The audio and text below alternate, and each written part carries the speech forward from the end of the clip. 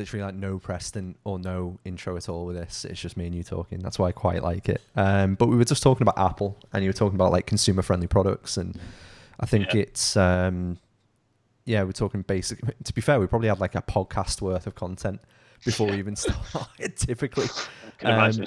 Which, to be brutally honest, mate, it's kind of why I wanted to talk to you, because like the couple of times that we'd spoken, like, well, I say couple, quite a lot over the phone in the past.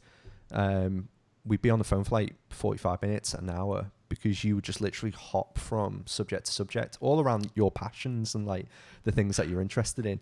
And I'd be like, this guy's just like on another planet when it comes to seeing exactly what's going on in the world. But Too much time on his hands. yeah, well, you say that, but where's it stem from? Like, can you remember like the nucleus of this kind of?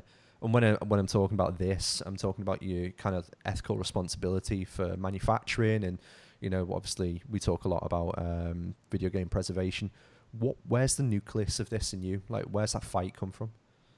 I think when I was younger, I always kind of I liked retro games. I mean, to a degree that I was probably the only 11, 12-year-old I know that was importing games from Japan, like obscure games that, none of my friends had heard of. They were playing Pokemon Stadium, and I was trying to get any obscure, PlayStation 1 games from Japan I could. And I mean, I really cared, deeply about video games, like to the point where it was, when I was younger, I would say I was more so obsessed with it than anything. I would probably hoard stuff and get a bit over the top with it. And then obviously as I got older, I kind of, my taste changed, and I became a bit more, I go after certain genres, things I enjoy. And then obviously naturally, I feel like I've gravitated towards preservation because I believe, the accessibility of games more than anything. And a part of that is obviously making sure that as being able to play retro games, I'd like the idea that in 20 years time, my child could play a game, and in 20 years after that, my grandchild could potentially play a game that I played.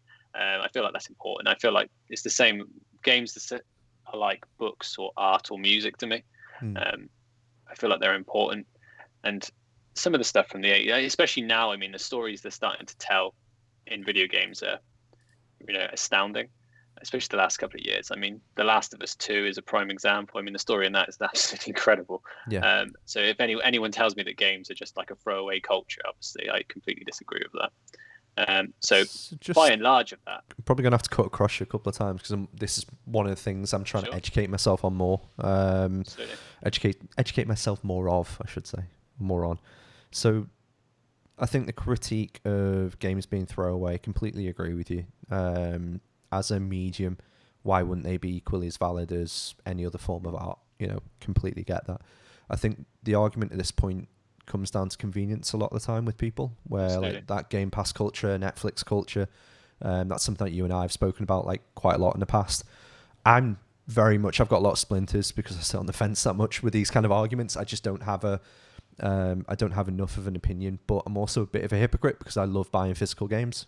And to really define why I love buying them, it is I've got that thing on my shelf that I know I can hand on at some point in life, or sell, or just look at, or just the knowingness that it's there waiting for me because it's something that I love.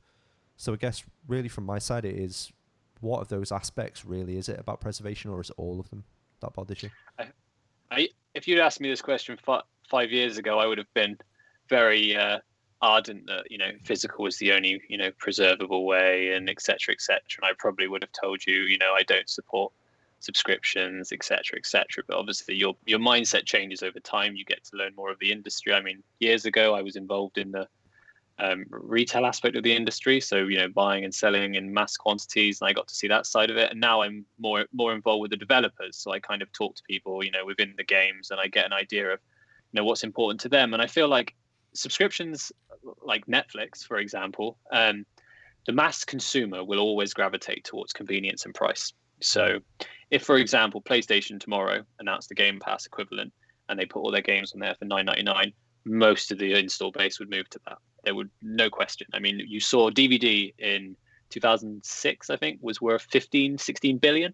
And then once you hit around a certain point, I can't remember the exact dates, so I don't want to quote it, but you saw DVD mass decline and streaming mass increase.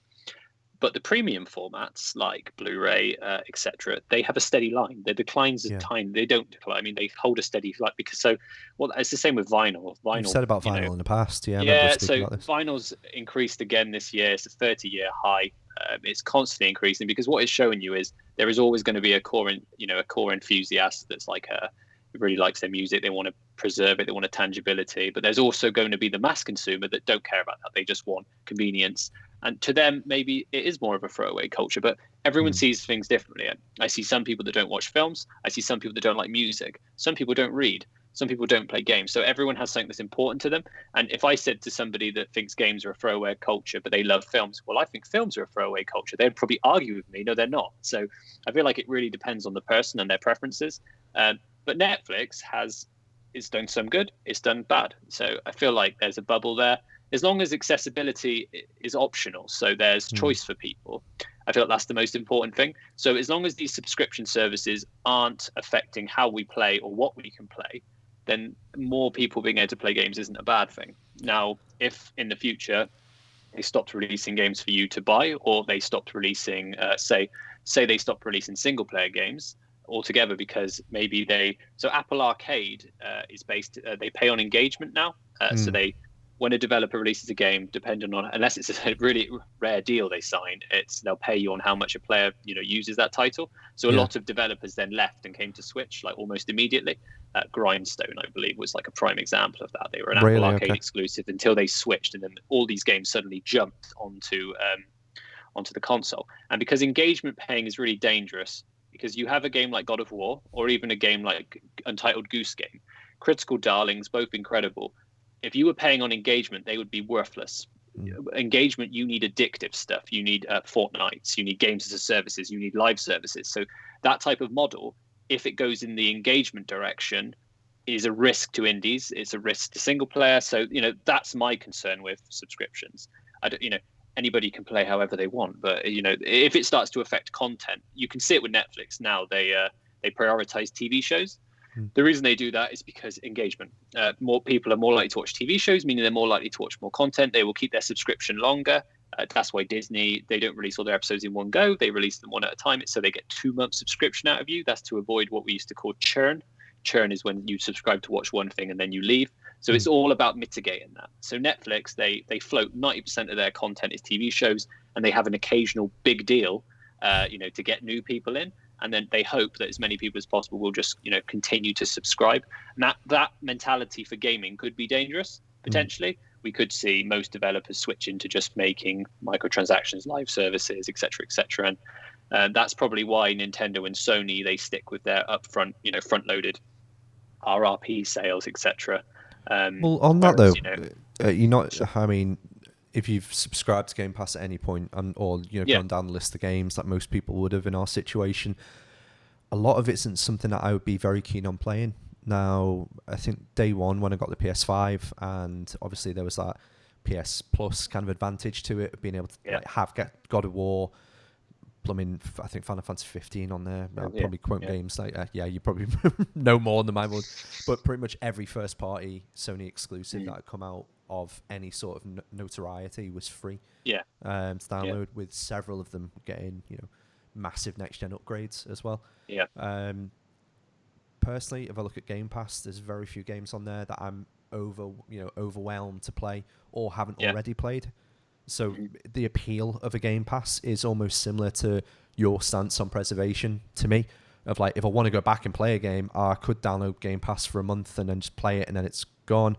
However, if it's something I truly love, like Moonlighter, for an example, I've already bought that game. It's sat on my shelf because that's something I revere and I want to keep there. Absolutely. So I think my kind of counter question there is, well, do you feel like the quality of content could drop as well? Do you feel like that is prevalent? Absolutely. I mean, we have seen that with subscription services. On movies, their quality definitely drops because it becomes. When Netflix first started, well, not first started, but they were going for a while. But what they start to do is they will go and pick up stuff that other networks won't touch. They'll buy it cheap in bulk. They'll go to film festivals and they'll sign multiple films that nobody else is really interested in. Stuff like The Irishman doesn't really happen very often. They go after the lower key stuff. They'll occasionally sign a director, and they'll make a terrible film, and you'll think, oh, that's why Netflix got it, Mm.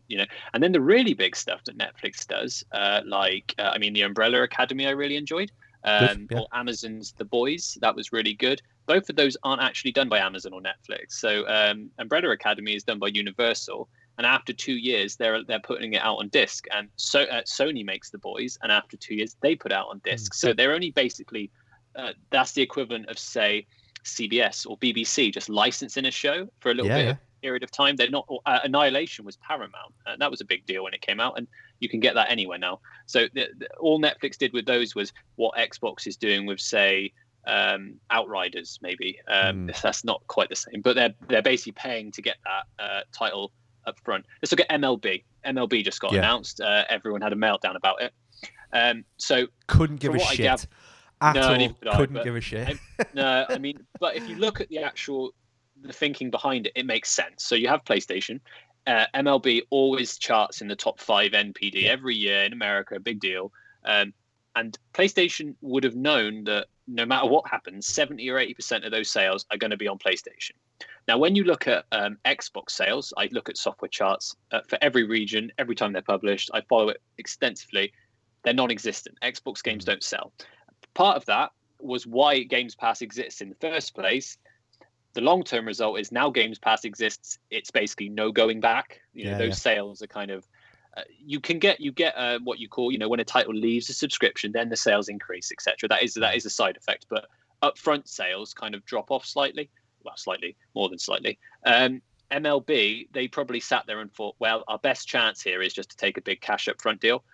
Because Xbox players aren't going to spend $70 on this. And that's what they've done, because they know they're still going to get 80% of their sales on PlayStation. Now, the risk is if Xbox, who are currently, in third place, if they were to overtake the competitors and become the leader of the industry, suddenly all those people that relied on that model are in trouble. So the indie dev who said, well, I can put my game on Games Pass because I make 90% of my sales on Switch. If suddenly you're making 4% of your sales on Switch, and you're being paid on engagement, then you have to shift your model of content, what you're making, and then that's where I see problems occurring. That could, and then we could see a lapse in quality. Every game is more about either bite size or live service, etc. But we're not going to see that, are we, for at least a couple of years? I think at least that shift. I think Xbox, you're talking, if they do, 10 years, I reckon, before it's to the point where that is Xbox's main platform, and even then, I feel like there will still be such competition from, say, PlayStation and Nintendo that it won't be like one of them is drastically in the lead. It will be like that is their platform, and each one will be doing its own thing with slight deviations based on what the others are doing. And it's really based on content models. I mean, PlayStation makes these incredible first-party games, but they cost a fortune to make, and they're really dependent on that upfront revenue. So I know a lot of people are like, oh, well, why don't they put them on Plus day one? Well, the reason being is because they sell 5 to 10 million copies of them. That's why they don't do it. And those games cost a lot of money to make. So it kind of makes sense to me. I mean, Xbox's software, because of Xbox One, was really struggling. And that is why we have Games Pass. I mean, it's great for the consumers that are interested in that. Absolutely. I just feel like, it really depends on the type of content. Yeah, I think from an affordability perspective, it makes sense. And I think if you've got that kind of like, I take the piss out of being dross. There's a lot of good games on there. There's a lot of great quality games, but like I said, I think as a model for it to work in the future isn't the best thing for gamers. Like, absolutely isn't. It needs to remain. It needs to remain an option, but not the only option. The risk now is in 5 years' time, Xbox says, right, this game is only on Games Pass, and then suddenly we have a problem, because even not from a preservation standpoint, but from a accessibility standpoint, then you're locking people out of an ecosystem, which is really not your ethos. I don't really trust any of the companies, but I personally trust Xbox the least. That's because of stuff in the past, and obviously people keep telling me they've changed, but I don't trust the massive company, any massive tech company, especially the ones that I see every day with right to repair stuff, like the companies that battle you to ensure that you cannot fix their products. In, say, America, so Microsoft and Apple, they work extensively with lobbies to ensure that people cannot repair their devices. So I don't trust these companies when it comes to software, because I feel like, fool me once, they're all the same. So But I context feel like there as well. I was going to say you've just started working with a recent company, haven't you, to kind of... yeah. I mean, I deal with repair activist groups, etc. And I mean, I've just done some like consulting work, and we're trying to change some of the Xbox, some of the stuff it does, which can affect obsolescence. So when you turn on your Xbox for the first time, you have to connect to the internet. And what that means is eventually when the servers are gone, every Xbox in the world will be a paperweight. You won't be ever be able to repair them, fix them. So obviously a big issue recently was PlayStation delisting their stores. And all these games are going to get lost. And now what we're facing here is at least now you can download all your games to your PlayStation 3 and they're probably going to be on there in a decade's time. There'll be ways to add them in. With Xbox, there won't be. Those games will be gone forever and there's nothing you can do. So obviously from a preservation point, that terrifies me. However, on the side note, every Xbox game is on PC. So there's less incentive for people like hackers to fix this problem. When they can just concentrate on PC. So we're trying to force Xbox by hand to change this policy. But that, like I said, it's like extracting teeth. These companies don't want you to be able to repair your products. I mean, there's still archaic laws in America that you're not allowed to fix a disk drive because back in 19 whatever, people used to use spoof lasers to trick, into playing copies. Yeah. It doesn't happen. That doesn't exist anymore. That's not a thing. Piracy is near non-existent on consoles. There is piracy, but it's tiny compared to how big that market is. So they'll still quote the piracy as the excuse for these features. What is that though? Yet, So it's a really interesting, and you're far more knowledgeable on this than I am. But I thought this was the purpose of things like DRM, to prevent people from being able to pirate. Is that not the case, or is there more informed and intelligent systems within the tech now? It really varies. I mean, so DRM has a lot of purposes. Obviously, one of them is piracy. It's also how you sell content, how you can track it, how you can monetize it. That's all part of digital rights management. Same with blockchain. I mean, blockchain isn't just used as a digital rights management. It's used, as we're seeing now with NFTs. It's a method of selling content. So DRM, we confusingly always say, oh, well, DRM is bad. Well, disks are DRM. Yeah, a disk is a DRM. So you can't, everything has DRM. It's just how they implement it. So there is no reason why you can buy a PlayStation 5, set it up offline, have a guest account and play a game, and you can't do that on Xbox. There's no excuse. And what it comes down to, in my opinion, is two things. I believe Xbox is forcing it so they can artificially grow their monthly active users to inflate the number. If PlayStation forced every user to sign up to the PSN, they would inflate their numbers as well. I feel like it's just a good tactic to, like if you say, well, you can only play on Xbox if you have an Xbox Live account, or you sign into an Xbox Live account. That's a good way of getting all those people to sign up, really, and that grow. We've got 60 million new users this month. Amazing, So I feel like that's part of it. Xbox hasn't had piracy in nearly a decade. There's no hacks. Period. There's nothing.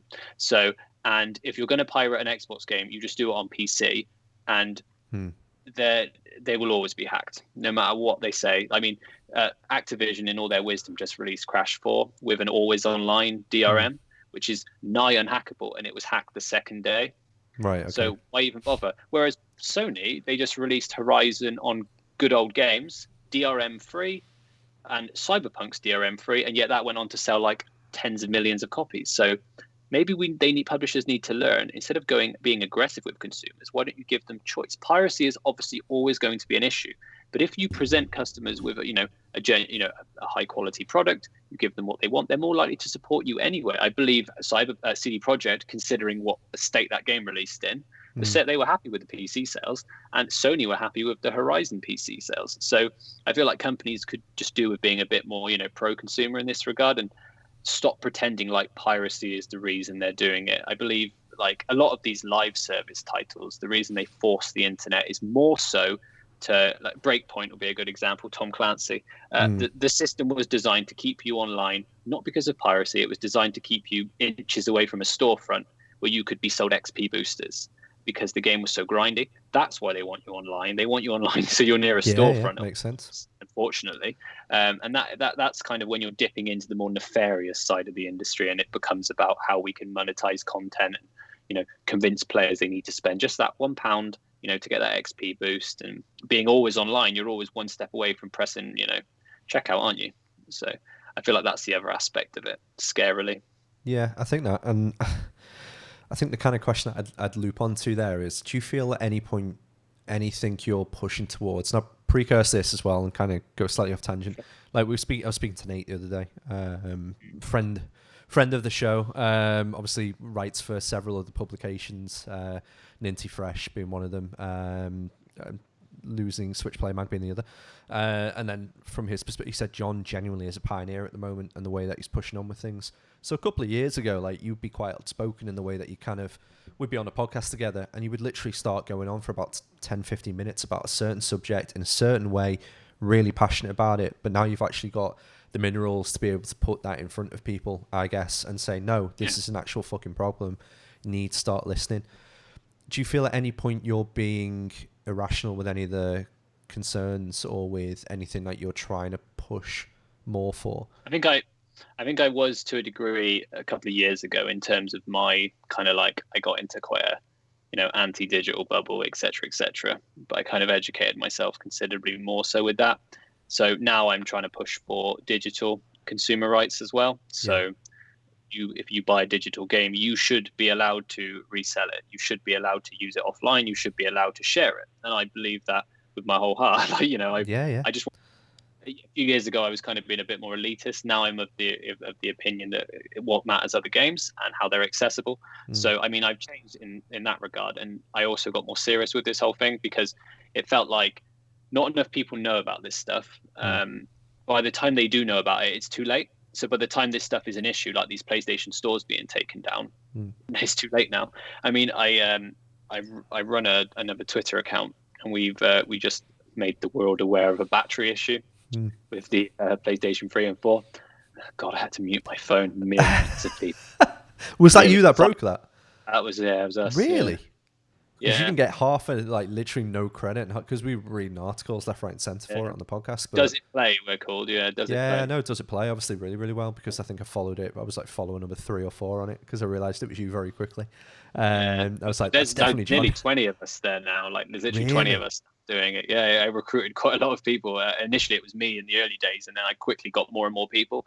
So now there's several of us to do it. The Twitter account, I think there's like 10 people that go on there at any one time. So I mainly stick with the software side of it, but me and a couple of the other guys have been dealing with this battery, and it all started about 6 months ago. We had an email from somebody saying like, I've got a real problem here. I've done the PS4, I've changed the battery, but I don't have internet in my house and it won't work. And we were like, okay, we'll look into it.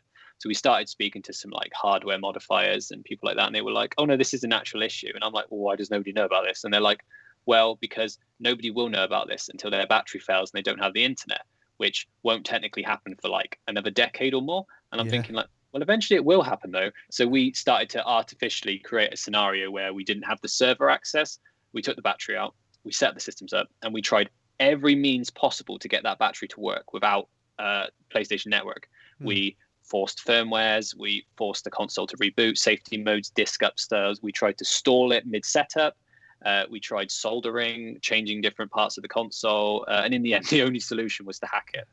So that's terrifying. And so all these people that rushed out to buy these PS3 games, so you saw 100 people like, I've just gone and spent £1,000 to make sure I had all these great PS3 games. And we just did a tweet saying, well, just so you know, in 10 years, they're all going to be useless to you because of this battery issue.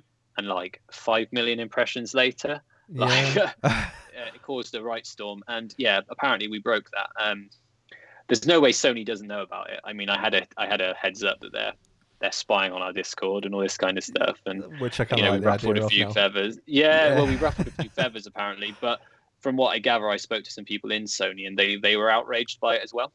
So they've also raised it with, why the hell is this? Why would a company that creates is the number one in the world for green tech? Sony, they ship the console in coconut fiber boxes. It has an offline setup. You can update it via discs and USB. They release Horizon on GOG DRM-free, and yet your console has what we call a dead battery in it, which is what they used to use in arcade boards back in the 80s, so that when they eventually got resold, they would eventually die. The battery would melt onto the motherboard, making it useless. And why would they do that? I mean, so part of me feels like it's not on purpose. It's a really poorly designed software mechanic to do with trophies. The trophy tries to... okay. So the trophy has its own unique kernel time. When it tries to sync with the console time, which you can change manually, because the battery died, it lost track of the time. It doesn't match. Trophy fails to boot, stops your game working. And this could be fixed by a patch. Sony could do an end of life update and fix it. They could say, all right, here you go. Here's a tool to adjust, to turn off trophies, or because you can do that. Once it's hacked, it's not a problem. It's easy. Everything works again like that. All your discs, all your stuff you paid for works instantly if you hack the console. So Sony could easily do an end of life update, and this would all be solved. So let's hope so. And that's what we're trying to do now. We're currently on Operation C-Bomb to try and get Sony to just release an update and fix this issue, because I think it's a big deal. So you did start that by saying PS5, so it would be accurate to any Sony console that's currently in rotation. I would assume that we haven't taken it out apart yet. I'm going to assume it's the same system. Powers the internal. None of us really want to avoid. None of us really want to void the warranty yet, just in case. Yeah, I can imagine. But we've butchered enough. We've butchered enough. We did our surveys and we've had lots of results, and it's the same stuff. Some disc games work on PS3, others don't. Depends if they have DLC baked in. No digital games work unless they have no time limit. And on PS4, nothing works apart from PT, which is hardly any anyway. It's because it's got no trophies. I've still got it. Any game with trophy doesn't work. So PT is one of the only examples. So yeah, we're fighting for that currently. So we put all the Xbox issues on hold for now, and we're trying to get this battery issue sorted out. And we gained insane traction. So we're trying to get a comment out of them. And to be honest, the press sites have all been really helpful. They're usually not helpful in the slightest, but they actually all came to us and said, "Look, we want to help you here because we don't want to lose access to our digital games." Because like I said, in the past, they would have only fought for physical games, but now I'm fighting for all games, however you want to play them. I just want them to be accessible, and I feel that's important. So this doesn't affect discs on PS3 at least. So I could just be like, yeah, but no, we're trying to push for it, and we're trying to get a solution for people because games are important to me. So you're. It's just sad. Sorry. No. Finish your train of thought. Go on. What we're going to say? No, it's just sad that this comes down to the shoulders of a couple of people, and that nobody else but the amount of response we've had though, now people care. It's building such momentum that we probably will get a resolution at least somehow, legally or illegally. But it's crazy that it fell down to us to alert people to this, which seems to be happening a lot, to be honest. We tend to be breaking all this stuff, and then people are like, why didn't we know this? And we're like, well, to be honest, it's done in such a way you won't know about it until it's too late, which seems really obtuse. Yeah, I think so. I think the actual story itself, and again, I'm very impressed that you guys really broke it from that perspective. Although you're not viewing it as story as such, you're viewing it as something that's just this is a legitimate problem, guys. Why wouldn't we fix we didn't expect it to blow up, because when we did the Xbox stuff, it barely got any traction, and that to me, that's a bigger deal, because we can't jailbreak it, we can't fix it. That is literally going to be a paperweight. So I always expected that would be the issue, but then I realized, because in 2013, when Xbox announced all that stuff, most of the people that cared about this stuff left and went to Nintendo and PlayStation anyway. And the audience Xbox has cultivated now, as you said, are either there for Games Pass, or they are the defense force, as we call them. Yeah. So when I the Xbox story, I had death threats and all sorts. And I was like, I'll pop around my house and say that, come on. So the PlayStation guys, to be honest, we haven't really been attacked a little bit, but not anyone. It's mainly been support. Whereas when we did the Xbox stuff, it was unrelenting, character assaults and forum posts coming up about how you're this and how you're that, or you're a bunch of fanboys. And I'm like, well, you can't call me a Sony fanboy now, can you? If anything, the credit that you guys are taking from it is you're fighting all fronts, which is the right way to be. Yeah. I suppose the interesting aspect to it as well is it dropped similar time to all of the stores getting taken down, which again is a really, really sad state of affairs. Traction. Yeah, exactly. We already posted it a month prior, and it came back to life. That the right person retweeted it, and then the right people retweeted it again, and that's what happened basically. Yeah. So how are you guys prioritizing these things when they come through? Well, what we normally do is every new the reason we've got so many people is every new release that comes out on every system, One of us tests it. What we do is we have a completely offline console. Unfortunately, we don't support Xbox anymore because of the online setup. It's Right. pointless Okay. us Yeah. doing it, but we do Nintendo and It's PlayStation. literally, sorry, you're going to say literally every single time it's going to be a no anyway, isn't it? With Yeah, Xbox, it's because it redundant. won't work. Yeah. For now, it's redundant until we can, try and force a change. I mean, I've tried speaking to Phil Spencer myself, and it's just there's no dialogue there. There's no responses. So now I've unfortunately had to try and do it the legal way, and I will get a response. I'm determined.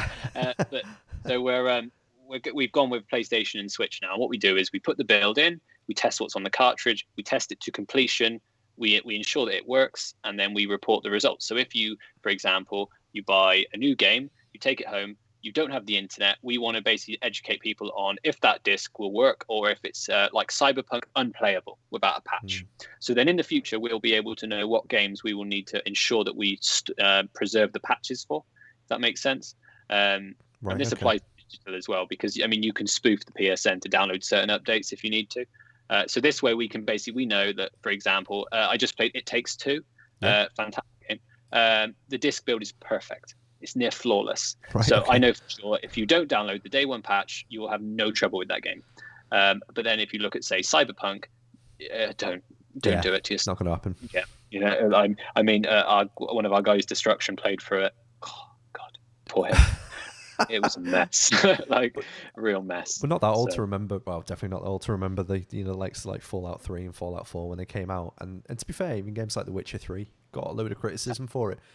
But yeah, to deploy something that broken, it was actually fascinating from a project perspective, because obviously working in project management, like a lot of software development on our side, and working with software developers in that way. But CD Projekt Red, I think at the most candid, said we didn't QA the fucking thing, and it was like a lot. Wild. Yeah, and a lot of people go like, all right, okay, so what, you just, you didn't quality assurance, fine, okay, but you did, they UAT'd it, and it was like, no, hold on, QA in a software development term is the fucking testing that is going through that system with a tooth comb, with the people that saw it from its very inception all the way through, know that code inside out, and that they sign off on it. And it actually transpired that the developers themselves were the ones that had to do that for whatever reason, because they were working from home. A lot of people, they assume that Q&A on a console publisher means that there's somebody at Sony sits there and plays through the game. Most of it now is just a signed declaration. It's not like there is no real, oh yeah, we'll sit and play that. It's literally, you're just saying, don't sue me, I promise it will work, unfortunately. And that's why we get so many games come out that are a complete state. And that's literally because they don't software test it. And unfortunately, COVID's made that so much worse, because they're like, well, we've got nobody here to do it, we're just going to take a declaration. And that's kind of how Cyberpunk slipped through, which is, CD Projekt are like a really good company for this. I mean, The Witcher, I'm sure it released pickled, but they fixed it over time. And then they released a Game of the Year edition, they're doing a PS5 edition, and they released everything on GOG. So it's really upsetting to see a company that's like, I hold in such high regard for this stuff, to ship something like that. But I believe they will fix the problem. I know we gave them a bit of a hard time when it came out, but I feel like this is something they will fix. If I was them, really, I'd be looking at it and I'd be thinking, well, let's get this past as quickly as possible and get another Witcher game out, and let people forget about Cyberpunk, which seems insane considering that originally they were expected to sell like 68 million copies of that game. And now they're like, never happened. Yeah. But even the fact of that, however many million copies that they probably have flogged, there was some disingenuous, very corporate decisions made with the game. But I think that's because their investment that they put, 10 years into, which, it was 10 years worth of development by the sounds of things. They had to protect it, and they needed to make sure that they're going to be putting food on their own tables and looking after their shareholders. So the thing that I was surprised by was the amount of drift that seemed to happen between when the game was initially thought through, conceptualized, I should say, all the way to when it was released. Similar to like No Man's Sky, where there was so much drift in the decision making process of what the game should be able to do and what type of game it was going to be, and probably developers playing other people's games at that point. Right, this is something else we've got to do. This is a mechanic we should be putting in there. It just meant that when I played the game for, I think, the first hour and a half, 2 hours, it was like it felt so torn in terms of what it wanted to be. What it wanted to be, Yeah, and that's heartbreaking. And again, you think, well, such a solid idea and ethos that went into The Witcher 3, obviously is very, very difficult when you're trying to pull that into your own IP, albeit Cyberpunk as a concept is out there in other forms. But yeah, it'll be interesting to see what they do, and this new patch seems to have broken things further in some regards. So honestly, I feel like current gen versions just need to be slacked off at this just stage. let it die. Yeah. I just let it die. I mean, the game clearly was not built for current, and this is the downside of what's it called, smart delivery. Is that it's only going to get worse. I mean, no, it's only going to get worse. I mean, games like that are not built for the current gen systems, especially like PlayStation 4 and the Xbox One. I mean, the Cyberpunk was an absolute state of affairs on those consoles. I mean, it was barely playable on PS5, or I mean, even PC had some serious issues. But on the current gen, on the base, at the time, the base current gen systems, it was useless. And you could see there was probably some shareholder money, driving that, those decisions, and they got trapped in a hole, didn't know what to do. I mean, they kind of threw Q&A under the bus a little bit. I mean, there's no way upper management didn't see that and be like, it wasn't like the whole Q&A were like, oh no, it's completely fine, nothing's wrong with this game. But they were. So yeah, I mean, there's this perception which we see all the time that games don't work without updates. This is the common thing. You're like, well, all modern games need patches, or this and that, or there's no point doing preservation on physical media, or there's no point doing that. It's actually nonsense. I mean, most games run fine. I mean, I'll say that again. Most games by certain publishers run fine. I mean, Final Fantasy VII was a near flawless build on the disc. I mean, I know the textures are a bit muggy, but that's because of memory issues. But like, again, most of the Sony stuff ships in really good state as long as it's not days gone. And Nintendo stuff's nearly always flawless. Yeah. So, apart from, there's key publishers that manage to always botch it. But apart from them, I mean, most games run fine on the disc build. So like commercial again, pressure, isn't it? It's yeah, literally what we were saying about CD Projekt Red. But if you were to be able, I'm happy to be patient. I've got enough games. Yeah, we're all for. Yeah, I know you have. I'll get to that in a second. But we're all fortunate enough to have like a literal, endless supply of games that probably if we started now we wouldn't finish for 20, 30 years. So yeah, there's definitely a lot of people that like over demanding. I mean, they're like, God, bring it out. It's like, no, just delay it. I mean, it's clearly not ready. Cyberpunk could be doing with coming out next January. Not last year. And if they had only delayed it, they probably wouldn't have lost all that money. I mean, I think the Polish government was threatening to fine them like however millions waters. I can't even imagine how much it was. And you're thinking, like, if you'd only delayed that and actually spent some time, sat down with it and fixed it and been honest with people, instead of like just not showing PS4 footage and then releasing it and being like, we had no idea. You can only play it on PC. Why? Yeah. No reason. Yeah. I mean, the only system it barely ran on was Stadia. I mean, that was their only game, wasn't it? Like, sounds absolutely suddenly hilarious. I have a reason to buy a Stadia, which is hilarious, considering. Yeah, it is funny. On that point, I think we kind of touched on it briefly there, but you buy a lot of games and you buy a lot of media. When do you get the time to actually digest this stuff? Because that's a good question. I was going to say, because like you speak about all of the the games with an amazing amount of like respect and reverence, and like the way that you articulate things, fantastic. But I'm all like, when's the fuck you get time to actually play these things? Because I don't see when you get the time. Where? Yeah, I would like more time, to be honest. I mean, I used to play loads and loads and loads and loads. So I think most of my knowledge is, prior. Recently, though, I have to be really selective with what I play. Yeah. And that's the good thing about having so many people on Does It Play now. I don't have to play every game. I mean, I've still got games in cellophane, which I should have opened, or I've still got, games I've downloaded, sat there like, I really played. Exactly. And then I'll occasionally get a few hours and I'll be like, oh yeah, I'm definitely going to start Control on PS5, and then 6 hours there I just haven't got any further. Or Little Nightmares 2 I loved, but again, that's amazing because it's only like a 4-hour game, so I was like, fantastic, I can quickly play through this. For a Remedy fan, that must be hurting you not playing. I finished Control before. Did you? I have done it. Yeah, I platinumed it. I think nearly platinumed it last time. I just didn't do the DLC. So I bought the PS5 disc because I wanted it all, all together, like the Foundation and the AWE DLC. Because Alan Wake's one of my favorite games of all time. Yeah. So I was like, okay, I have to get this. Hopefully to do a remaster of that, then I will find the time. So I just wanted to see what it was like. It plays very much the same, but it's like a lot smoother because I had the unfortunate time of playing the disc build of Control, and like every time you would do like a certain power up, it would run at like 2 frames a second, and I was like, Like, but again, that was clearly down to the consoles, right? Because we Yeah. tested the PS4 disc of Control in a PS5, and the frame rate was nearly fine on the base version. Right. So it was Okay. clearly the PS4 was holding it back.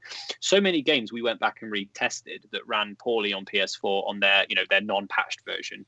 The PS5 fixed them, so it was clearly just down to brute force.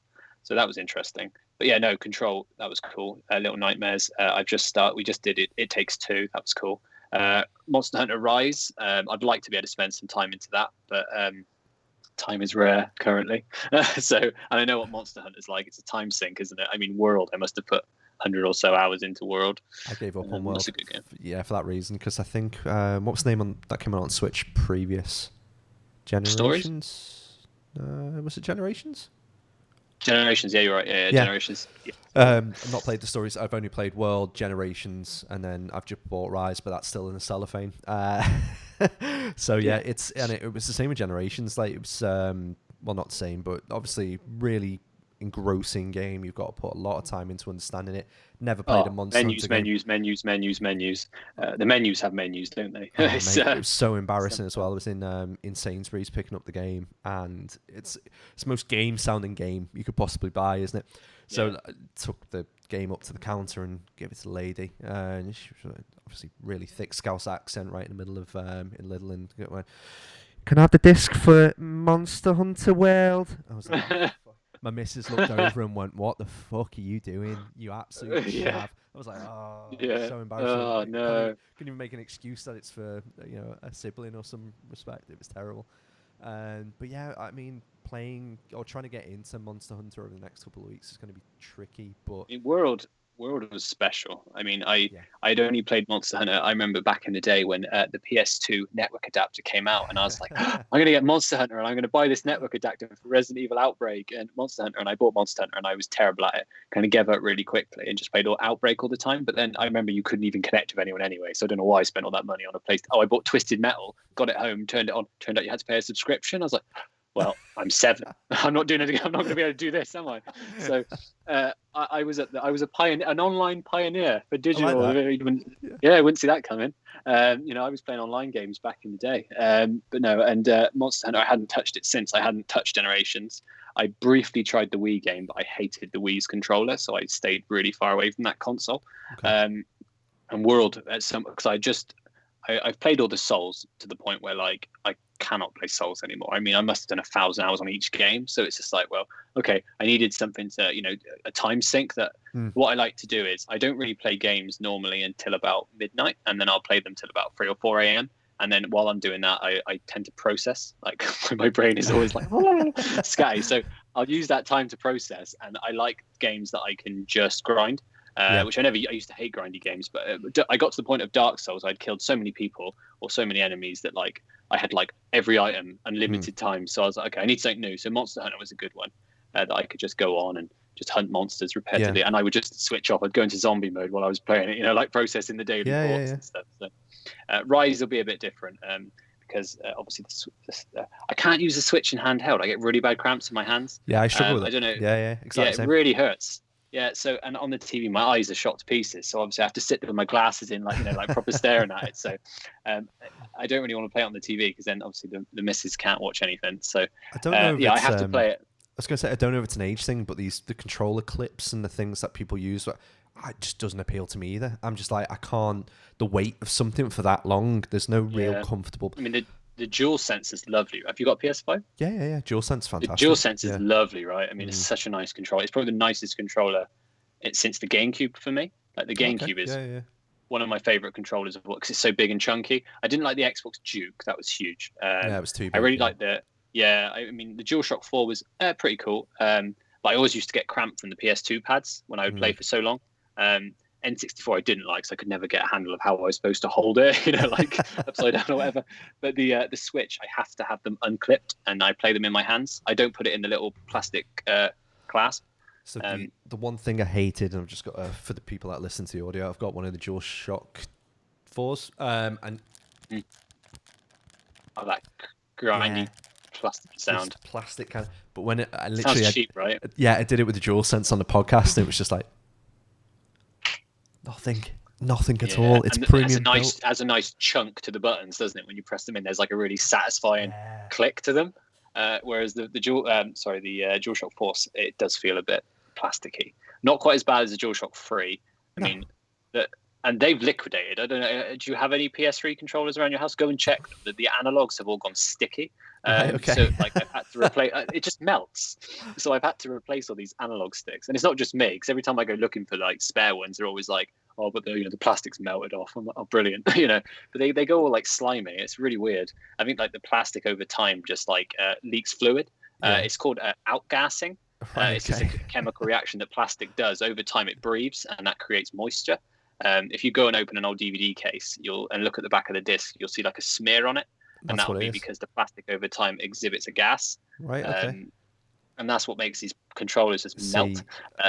But the modern controllers don't have that. They tend to be a little bit better built, luckily. Yeah, I was going to say with my DualShock 3 or whatever it was, like the only reason that would have been melting is from the hours I tried to like play Heavenly Sword, and I was like fucking trying to get that arrow to dip, and like go like, that was a stupid game. What's this terrible thing? Did you play Leia?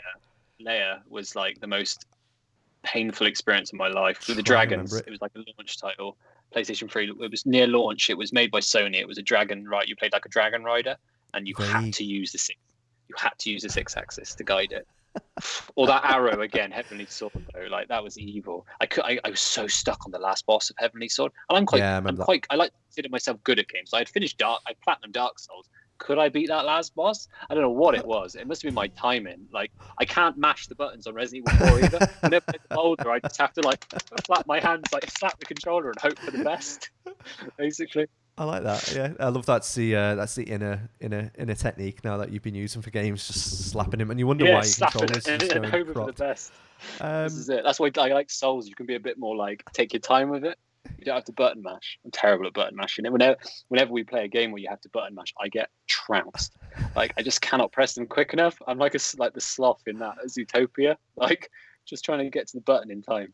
Parrying for me. That's why I'm shit at Souls games. It's just having the speed of reflexes to be able to parry something. I'm fine at that for some reason. Awful. But I cannot mash. I don't know what it is. What's the name of the one of the Ganons in Breath of the Wild, and you literally have to be able to parry that, and it took me at least 4 days worth of attempts to be able to get through. Another one. It's the one on the route. You fight him on the top, and the wind one, right? Is it the wind Ganon? The sand one. Might be wind. I can't remember, but whatever it's called. Cardinal sin here on a podcast talking about that, and then forgetting what the actual name of the Ganon was. But somebody hopefully will correct me at some point. Keep me honest. So I could probably go back to Nate's original point. Like, you are a pioneer. I think that's something that you need to start recognizing in the group, that you kind of in the circle that you're rubbing shoulders with. Like, you are regarded in that way. I love you to bits as a person. Like, I've always like respected you in the way that you are. We always had an inner joke because like John's on a rant. It was this kind of thing you'd be going on. Absolutely. Like it was just your temperament is like that though, and I think it all comes from a really lovely place. But I think what we were talking about before is you're not afraid to be checked, or you're not afraid to check yourself as well. Absolutely. And recognize that you have to grow into this kind of mindset. I like to learn as well. I mean, if somebody comes at me, I'd like them at least to either have the right information or prove me wrong. And then if they prove me wrong, I learn from it. So obviously what I tend to do is if somebody does prove me wrong, I tend to have a big conversation with them, and then I learn about it, and then I go away, and it's kind of altered my thought pattern somewhat. I mean, I'm a lot more reserved than I was a couple of years ago. Do you know what's funny? I used to have really bad anxiety. Honestly, like unbelievably bad anxiety, to the point where like at some stages I couldn't leave the house. It was so bad, and it was really annoying because I've always been like a really confident person. And then when I was about 18, it hit me like honestly like a train, and it made me into a right state. And then about 2 years ago, I don't know what happened. I just probably got sick of it, but it's nearly stopped now, and I've been able to control it. I've not had a panic attack in like 2 years. I don't know how I've done it because it was unbearable. I mean, and I'm not, I haven't seen therapists since or anything like that. It's been really well, and that also really affected my temperament. Yeah. I won't bite people's heads off now. I'll talk about it. I'm a bit more reserved in my opinions and stuff, and I feel like that was probably me coming from a, like you're a bit more defensive, when you've got like you were as well. Yeah, in a good way. I feel like that was a response to that as well. Whereas now I'm a bit more like, And also, I feel like over the years, I've learned that there's no point arguing with people that won't have their minds changed. So I don't even bother. I'm just like, oh, cool, yeah, bye. Yeah, as soon Like, as you find someone that's entrenched, they're not worth no, that time. no, cool, no Not at point. all. Absolutely no Completely. point. I mean, like, it's like with sales data. I mean, someone argues with you, and you're just like, well, I've read sales data. I don't Yeah. need your opinion, so I'm not even going to go there with you, or and just kind of switch it off and like turn away and just leave it or mute the conversation. See you later. Yeah. There's no point, is there really? I think I approach it from my side with you, and I've always been quite pragmatic and gone like, this guy knows exactly what he's on about, and I've been like, well, can I? And this sort usually our conversations would go, so I'm just going to let my cat in the door, otherwise she'll go and have a poo somewhere. Yeah, sure. But in terms of the way that the conversations you and I used to have, it would be a case of like, well, the data that you've given, talk about the context around it, of why it's important that digital versions and physical versions, that physical are in having an incline and digital versions are doing the same. Why is that important? Why does that not show that digital is more dominant? And I think one of the ones that I thought I caught you out on was like the amount of money spent. And you were like, well, no, you can't really count micro transactions in there because that gets bundled in with the game. Yeah, it includes everything. Yeah, subscriptions, game, everything. I mean, you'd be a fool to not see where the industry's heading, right? I mean, it is going digital. I mean, but it's to the extent everyone talks in zero sum. So they're like, well, that's it. It's all digital. Well, it doesn't work like that. There's always going to be a room for. So in my opinion, we'll hit like an 80 or 85%, and then it will stagnate. And then it won't keep growing. And we saw that with music, books, everything. There has never been a precedent where it's gone to 100%, and I don't think there will be. So it's obvious that if someone's like, well, digital was growing, I'm like, yeah, well, obviously. I mean, it's obvious it is, but like the ocean raises all tides, or whatever the expression is. And you can see that with the data. I mean, there was a blip in 2019, but people don't understand the scale of how big this market is. I mean, physical games, $15 billion last year, which... But the market's expanding as well. Like last year, it was huge. Yeah, it was like 5 million, and that's 5 billion even. That's being driven by mainly by Nintendo and the PlayStation 5, Xbox. And what you also have to bear in mind is Xbox has gone from the market. There are so it is literally like nearly 50-50 Nintendo and PlayStation holding this market up. Now, Xbox is basically non-existent. Apart from COD and FIFA, it's non-existent. And also what you have to bear in mind is the type of content. Multiplayer games are digital. The only real games that sell well physical are single player, and there are less of them than ever before. So if you look at last year, Call of Duty did 70% digital. The Last of Us did 70% physical. So that just shows you there is a completely different audience there. And there always will be, because those kind of, I think Sean Layden, the former president of Sony, said it really well himself. Single player game, because he said, no, I completely understand that, because single player games have stories, characters, and attachment, and people want to own them. And he's completely right. And that is why physical is important. And that is why it works for Sony consoles, where on Microsoft, because that's mainly multiplayer, etc., maybe not so much. It's not really a thing anymore. And Nintendo has a huge physical media culture. I mean, they buy anything. It boggles my mind. People buying codes in a box. Like, I would ban those things on the spot if I had my way. But like, people are buying codes in a box. And I get it. It's because they're so entrenched in this kind of like, Nintendo has this kind of like toy quality to it. Nintendo is 80% physical in the modern era. That is insane. And that's growing 80%. That's not like 80%, but it's shrinking every year. Both are growing. Digital's growing and it's no, I was going to say it's idiots, well, not idiots, but it's passionate people. Let's call them idiots like me. Where I do want the steelbook. I love the steelbooks. Like, really, that's something that I'm really, really keen on at the moment. I love the little bits of tat that Nintendo put in with Monster Hunter, the 2 keychains. I think they're on shop too. I love the kind of releases that you get from some of the Sony items, and that attachment point's a great example, because money is. Well, that's why exactly all the licensing. I purchased a couple of the NECA God of War figures because they were fucking banging. I bought quite a lot of the Final Fantasy kanji kind of figure thingies. Kanji, right? With Kuji, can't remember. It's the reason why I buy a lot of Star Wars tat as well. It's just I'm invested in it because it has got that, has got that physical quality to it. I actually had to pry myself away from all of that. I mean, I've got quite because of my overwhelming personality, I tend to overdo everything. So I had to kind of we had an agreement, me and my partner, like a few years ago, and I refused to sell anything, and it was obsessive.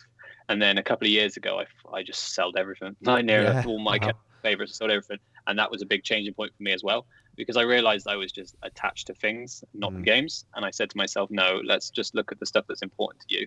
And then I went for that. So I kind of I don't really, I've got a few figures. I've got Splatterhouse stuff, but like most of my other bits, I kind of cleared all that out, and I kind of said, well, let's just have less, if we really like it. But with physical, what people seem to always they seriously they don't appreciate that digital can be huge, ginormous, massive part of the market, but that rich vein physical niche is still going to be worth billions. And there's nothing to say, for like example, let's look at after the PlayStation 5. There's nothing to say if PlayStation don't look at that market and say, okay, well, we're looking at the PS6. Sure, it's now only 10% of our sales, but that 10% is worth, it's a $5 billion market. Why wouldn't we support it? I mean, Sony supports CD. And if you don't know the history of CD went from being like 20 billion. It's now like 800 million worldwide. And Sony supported it the entire time. This is the analogy I use. At any time, any of those publishers could have said, right, we're just going digital only. They never did.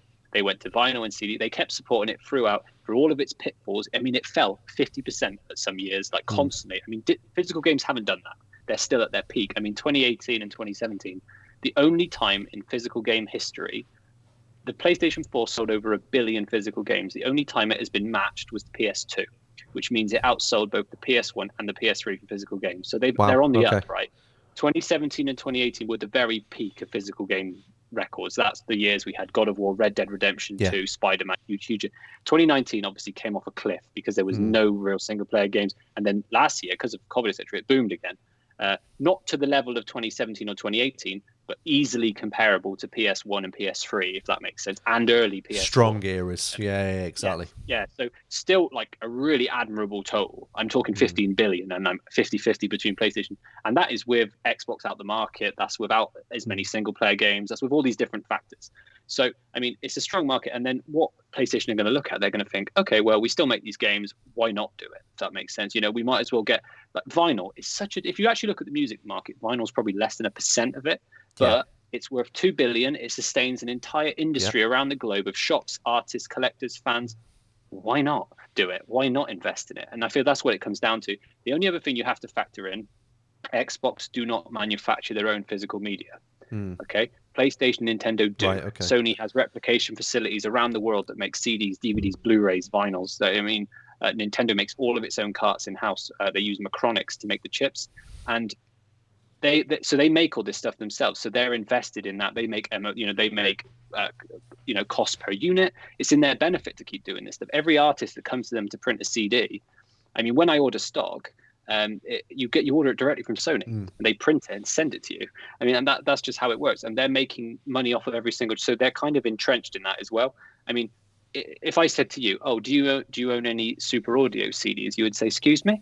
But if I went to Japan and said, "Do you own any Super Audio CDs?" they'd be like, "Yeah, the section's over there. It takes up half the shop." So you also have to look at the regional, disparity. Like in Japan, it's a huge, digital downloads are non-existent, whereas in Europe, they're quite chunky. UK is one of the most digital places in the world, so it really does affect the regions as well. But you say, and again, this is a really, really good mindset now to try and put myself into, but it's about the zeitgeist, isn't it? It's about what's cool.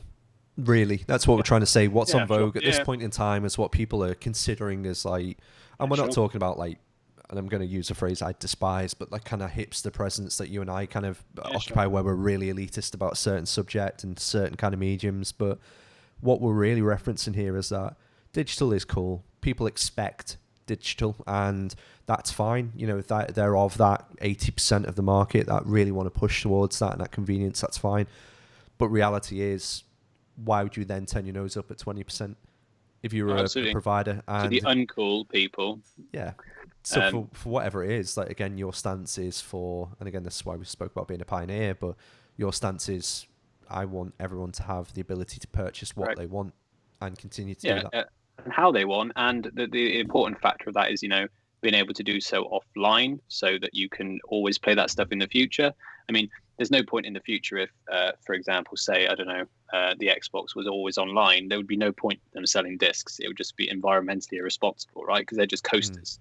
So you also have to factor this stuff in. So I believe content should be offline. You should be able to play. If The Last of Us 2, what purpose would that game have being always online? It wouldn't. So that's why I believe these games should be offline. If you make an online game, of course it needs to play online, like Fortnite. I don't expect them to make Fortnite offline. That's ridiculous, obviously.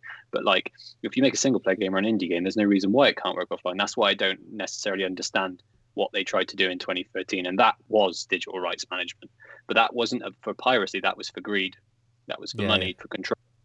So they wanted to remove retailers from the equation. They wanted to remove millions of jobs around the world that manufacture, produce, sell, and do all this stuff. So, and what you've seen as well, there's developers make more money from digital, obviously, up to 15 to 20% more, but that's slowly creeping down, and that's creeping down because of special editions and limited print publishers.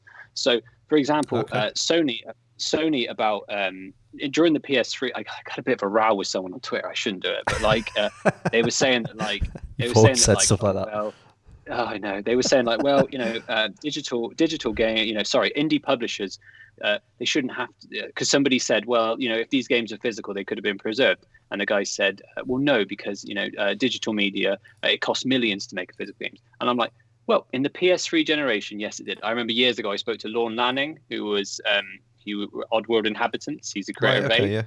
And we were having a chat about this. And basically, during the PS3 generation, Sony had like horrifically high minimum print runs. So you had to order huge amounts of games, and it would cost you like, tens of thousands of hundreds of thousands of pounds to produce these games, and you'd have a minimum spend basically to correct do it all. yeah right, exactly okay. And then and it was impossible. You couldn't do it because you would be selling a couple of thousand of your games at best. And the best thing that Sony did was when I think it was Sean Layden that implemented this. Basically, indie publishers went to him and he opened up indie publications. So anyone can print PS4 games now, and the minimum print order is 1,000. So that will not lock anyone out. So I said this barrier doesn't exist anymore. So and people like limited run games, they do all the work for you. I mean, I believe they'll do everything for you. They'll pay for it, they'll distribute it, they'll take a cut, etc. And so you don't really have to do anything, and that's really good for indie developers. I mean, I've actually spoken to indie developers who have told me it was a lifeline because they sold 10,000 copies up front and got all that cash, and that was that's the equivalent of what people don't understand is those limited print runs make those devs considerably more than a digital sale. They cost more, but they make a good chunk of money from them, and that's what a lot of these indie devs has allowed them to then push on to their next game. Obviously, this is irrelevant for Activision, but for indie devs, it's a really cool thing. And that's the same as when you look at vinyls, how vinyl has helped all these artists that are being starved because of Spotify. Spotify pays everyone a pittance if they're lucky. They then sell merchandise and vinyl. If we didn't have vinyl, these artists would have concerts. But we're currently in a pandemic. You can't go to a concert. So merchandise and vinyl and CD has been a lifeline for these people. And again, that's important. I feel like it's good to, options. So I'm sure the PS6 will be primarily digitally focused and stuff, but I'm almost certain that they will have a physical option for those enthusiasts. It will cost more, and all the physical games will cost more. Obviously, like vinyl. Vinyls aren't cheap. I mean, Resident Evil 7 soundtrack on vinyl is about £60. You can buy it on CD for a lot, or like on digital for like £5. Just seen the new Witcher 3 one come out on Savvy, and that was another 40-50 quid. So yeah, but people buy them, right? Because they're fans, and that's you don't cut that market off when it's worth that much money. Basically, if you support CD, I mean, Sony makes robot dogs and £5,000 Walkmans. So I'm pretty sure, you will support, these niches.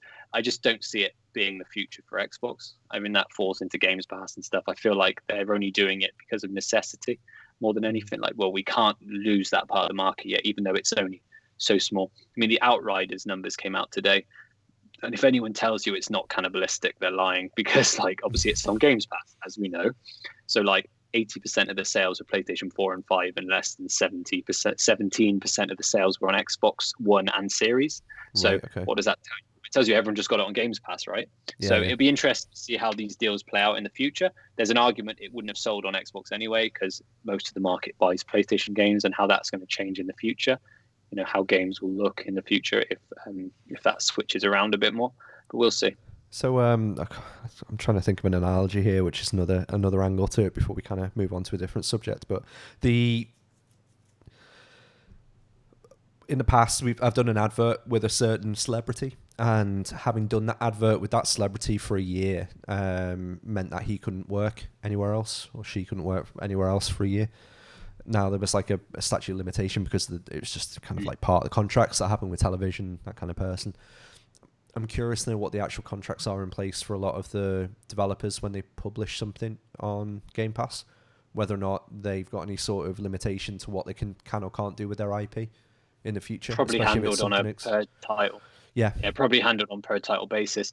I mean, I believe that exclusives are important. I don't care what if people argue me exclusives shouldn't exist. Yeah, in an ideal world, exclusives should not exist. But in an ideal world, we could sell our digital games. We could do whatever we want. It doesn't exist. So, what it comes down to is there is no perfect system. And if I said to you, well, Netflix shouldn't be allowed to have exclusive shows, Disney should not be allowed to have exclusive shows, I'd be laughed out the room. It's no different with games. Yeah. Your platform has to have content to bring you in. And unfortunately, a side effect of that, Sony signing Final Fantasy exclusive, Xbox getting Outriders on Games Pass, these kind of deals are no different from streaming platforms. They're no different from music platforms, and they just get users in. So that will unfortunately involve contracts. And, like you said, I personally believe, I'm one of the few, I imagine, that believes that some of these Bethesda titles will come to PlayStation. I believe Indiana Jones will. Yeah. I feel like they're too big a platform, and Xbox won't miss out on it. There will be lots that won't, but the big boys will. Like Minecraft, right? I think it does more on PC and PlayStation than it probably does on Xbox, just because, and Switch, because the audience is so big. It's a platform of itself. Or like Ori. I mean, Ori's released on Switch, and that did really well. Probably better than Games Pass. I mean, I've looked at numbers on Steam Spies. It's not great. So on Switch, it did really well because it's a perfect game for the Switch. So I feel like Xbox aren't this kind of like, oh, we're just going to lock it in. I feel like they're a lot more liberal than people think they're going to be. And I feel like something like they want to grow their platform, but it depends at the speed in which that happens. I feel like for now there'll be a lot of well, no, let's do that on multiple systems, but on PlayStation it's £70, on Xbox it's free. That kind of thing. Yeah, which is always tricky to kind of manage, especially if you're a consumer with an Xbox and a PlayStation 5. But it's going to be interesting to see how it pans out. Yeah, I mean, that's primarily, I think, why a lot of the people in our group have kind of purchased an Xbox. I bought a Series X. I got one day one, and it broke. Oh, really? Yeah, the disc drive didn't work. Disc drive wouldn't work. Crazy. And I had to send it back, and then I just didn't bother. Yeah, there is an irony to that. I just didn't bother. I just thought, do you know what? I'm going to leave it for now. I'm going to come back when I can force Phil Spencer to remove the online setup. I'll come back and I'll dive into the format. But now I'm considering getting a gaming PC and just foregoing Xbox altogether, to be honest. Basically what I did. Yeah, I literally did that, and I'm still trying to hold firm on it and not buy an Xbox for that reason. I think I will as well. Yeah. I mean, there's a lot more flexibility for what I'm in. What I like, preservation and stuff. PC is a lot more forward thinking than Xbox. So I feel like, even though I don't get physical media, I still get a lot better accessibility and offline accessibility. So it makes more sense to me, and I can repair it right without being told no and all this kind of stuff. So it kind of makes sense. I feel like that will be my next purchase. I think. Yeah. When I have time. When you get time. Yeah, and I think time's a really important kind of subject for the next kind of topic we're going to dive into. So, lock on. Yes. And talk to me about why it happened in the way that it did. Yeah, sure. And talk to me about the kind of year that preceded it. So, for those that aren't listening, Lock On's your new... What would you call it? Because I struggle to kind of put a phrase... Journal. We're calling it a journal. Yeah. I mean, it originally... So I set up Lost in Cult in 20. I think I set the Twitter account up in like 2017 or something ridiculous. And it originally started, we were going to do a record shop. I vaguely remember you speaking about that. Yeah, I vaguely remember that. We were going to open a store, and then many things happened, and it kind of got pushed back. And then I got involved with. I've loved art books my entire life. I mean, that is one thing I will buy. If there's a beautiful art book, I'm for it. And I love reading about gaming history. And I'm a bit like a sponge. I just kind of suck all this stuff in and just kind of stays in my brain. And I love. I've noticed that. About it. Yeah, sorry. No good. Can't help it. But yeah, I kind of. And then I always wanted to. I kept thinking like, why has nobody made this? Why has nobody done this book? Why has nobody done this? And then I would email all these companies like, why have you not made this? And they'd be like, I don't know. And I'd be like, okay. And then I'm still like 2 years later, I'm like, why has nobody made this yet? I would read that. I'm sure other people would read that. So I kind of took it upon myself to like, I started working actually. I used to love drawing, like a real passion of mine. And I kind of became really misguided in school. I had a really cool graphics teacher, and I had like really bad ADHD at school. Like I could barely focus. And I had this graphics teacher, and she was lovely. I mean, she was so nice to me. And then she left the school, and I kind of went completely downhill. And everyone always used to say I was going to be a designer, a graphic designer and stuff, because that's kind of where my imagination was. And then when I left school, I did everything I could to avoid being it. I was like, no, I won't. I'm gonna do everything else. So I got all these other jobs, and I did hairdressing for a while. God alive, don't know what came over me. And then I ended up getting a job at Blockbuster, and then I quickly worked my way up very rapidly to upper management and started doing the ordering side of it. And then I had to fire everyone. That was horrendous. Then I moved into distribution for like indie game stores on like the countrywide level. And then I went into telecom insurance. That was fun. And then I kind of found myself like nothing wrong with insurance, John. Nothing wrong with insurance. Yeah, but then I ended up finding myself in a more telecom insurance isn't fun. All right, yeah, like, I'll give you that one. FCA yeah, that's stuff. I had to like ring up people and make sure they hadn't been conned like via FCA regulations.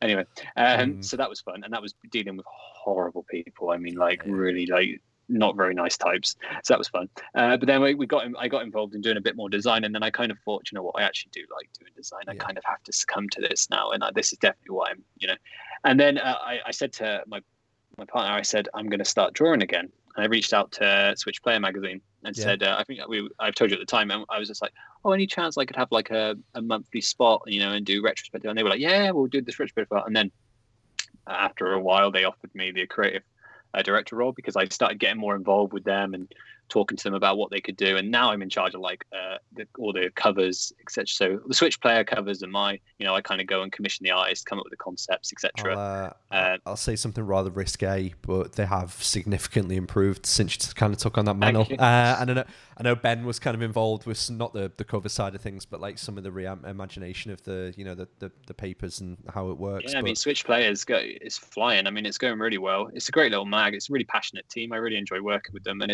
I feel like now it's in a really good place. I need to subscribe to it. I genuinely need to, because there's been a couple of covers recently I've gone like, I'm genuinely really want to purchase this now. And you see the next one. Don't say that. Paul and I are speaking now on good terms, so I need to sit down and have a serious conversation with myself as to why I haven't subscribed to that in Ninty Fresh. But the work that the guys are doing with it, man, like that is phenomenal. That's a hell of a team. Yeah, absolutely. And I really love. And then obviously Ninty Fresh like kind of helped me go my sanity through COVID. I mean, that was kind of what we took that on, and we shipped that magazine. Then we shipped another magazine. We just shipped the third magazine. But why do two? So I mean, what was the kind of premise between doing the two Nintendo kind of magazines? And I know we're talking about the future Lock On and getting onto that, but what was the decision there? I mean, Paul's outlook, I kind of agree with it. It's they're completely different markets, really. Switch Player is more of like a fan project. I mean, I don't want to say Zine because it isn't. It's like a love letter, more of like a love letter, right, to the community. It's a very communal journal, whereas Ninty is kind of the magazine that was on shelves when you were younger, but kind of like on juiced up. We kind of we did what they couldn't. We took a bit more risk with it. We took a bit more risk with the spreads and the artwork, and kind of it's nice to be free of the shackles of publishing. What you used to would have had to regulate you in the past, and it's so obviously I've been able to put my design chops at Ninty Fresh quite a bit more than I've had in the past. I mean, I've recently managed to convince them to tinker with the Switch Player covers a bit more, like let me mess around, like the 50 cover. I was just like, I'm determined we're not going to have the branding on. Yeah. Like, I just had this concept of how it had to look, and Paul, to be fair, he was like, yeah, absolutely, go for it. And he's been really helpful with Lock On as well. I mean, I'm eternally grateful for how much help Paul's given me. And the same with Ninty. I mean, we did. If you get a chance to see it, I did some. They allowed me to do completely hand drawn spreads, and we did Ocean the Giant and another game, and I drew the entire spreads, and they came out really nice. So Paul's great in terms of letting me kind of like shine in that regard, like kind of kept my creativity, and it's nice to be with Ninty. I have a bit more design work done. Switch Player, I kind of deal with the retrospective artwork, the cover artwork, sourcing the covers, etc., and the editorial bits. But I really enjoy the Ninty stuff, and that kind of comes to Lock On. Really, I was about a year ago. I came up with this. I wanted to do a gaming book, right, and I just didn't know what to do. And I spoke to Laurie at the time, and I spoke to other people, and I I got the idea for a game book, and what I was thinking was doing was like themes, and like each book would be a You different literally theme. messaged me, and you were like, "Oh, Yeah, what were your memories of X?" I won't say what the game is, just in case. But what was your memories of this game? And I was like, "I didn't really play it." And you were like, and I could see like bouncing around ideas, and yeah, I was like, "What's this guy doing? What the hell is he like? yeah. He's literally on another planet anyway." But I was like, "Where's this idea going for him at that point?" Yeah, and I kind of like I realized how much I like the creativity side of the design aspect, and I thought like I could do something here. Like, you know, I got so much in my brain, but I didn't. I'd been reading for a while. I'd been reading a book, an Australian publication, I believe it is, called the Smith Journal, and it's the most random thing you'll ever read. Right, so you read it, and the first page is about like Icelandic fishermen. The second page could be about how to smoke a trout. Third page is about what plants in your garden you can kill someone with. And then the fourth page would be like aliens. And it was just every page was just random, but it was fascinating. Yeah. And I could not put it down. And then I started buying like really obscure books on like I bought one on like all the UFO references in the American archive system, or I bought one on like nuclear propaganda from the 80s, or Korean propaganda from the, and like I just started buying all these obscure books, and I became like really interested in like just feeding my brain with like, but they were also, a lot of them were like Taschen or like independence and beautifully designed.